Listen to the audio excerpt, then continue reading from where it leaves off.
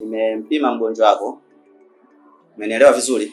Nimempima malaria, nimempima UTI, maana malaria ni ugonjwa ambao unapokuingia unasababisha, kama atakuwa malaria amekuingia kwa speed sana, unapanda kichwani. Unaweza ukakimbia uchizi. Umeona? Kwa ugua hata uchizi ukakimbia. Sasa nimeangalia katika vipimo vyote.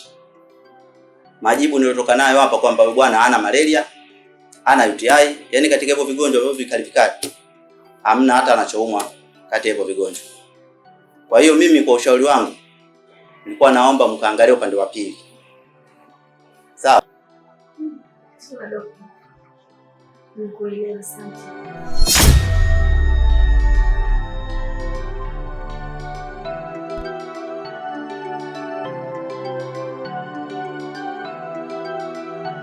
Mama,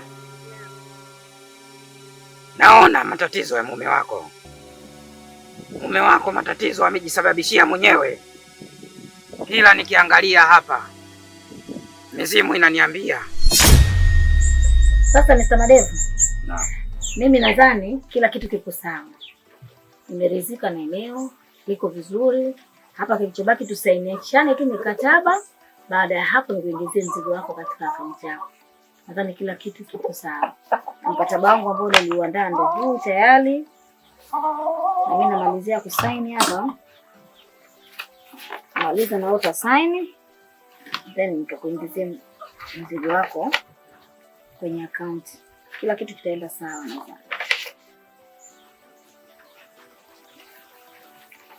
Kuna sehemu kusaini hapo wewe.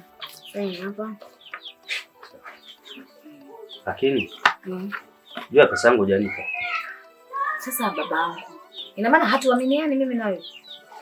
Hii ni pesa lakini. Hakuna shida. Siwezi kufanyia uhuni. Siwezi kufanya kitu kama hicho. Ila kwa kume kuja ndugu yangu Maganga. Ngoja nikuamini kupitia yeye. Hakuna shida.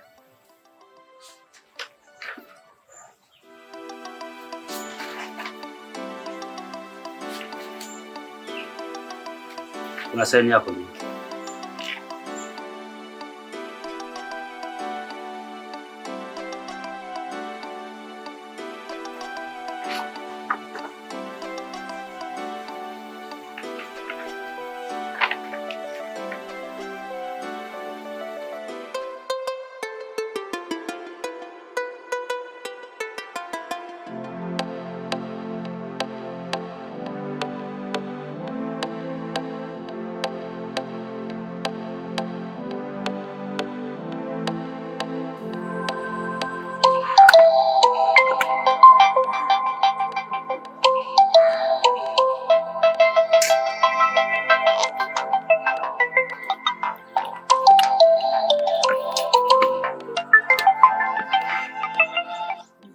Hello.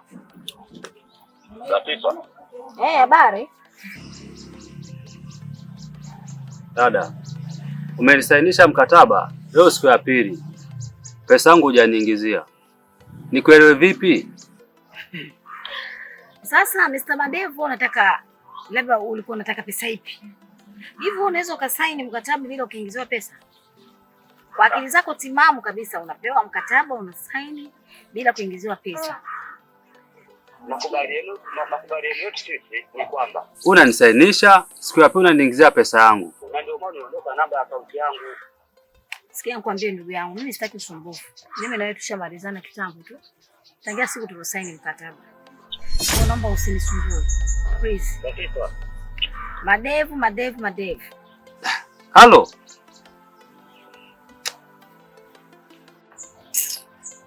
Sumbua.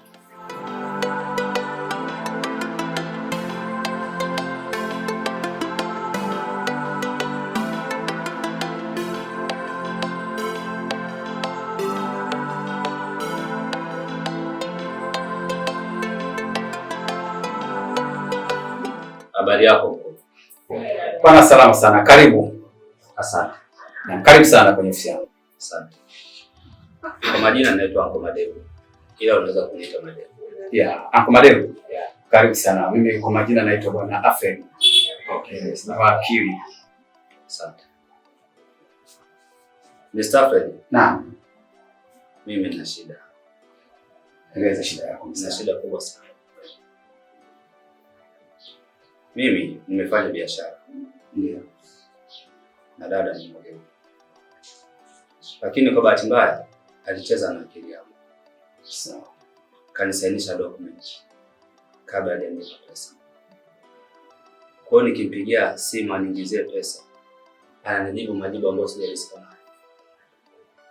Ananiambia ile ni mali yake, hawezi kuniingizia pesa. Na mimi sina utaalamu na hivi vitu. Kwa hiyo nimekuja kwako.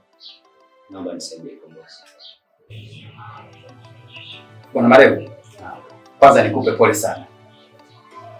Na karibu sana kwenye ofisi zangu kwa sababu hayo maswala huwa yanatokea sana. Kwa hiyo mimi siwezi kushangaa. Hivyo vitu katika mzunguko wetu wa maisha vinatokea. Wajanja wanakuwa wengi kuweza kuwadhulumu watu kama nyinyi.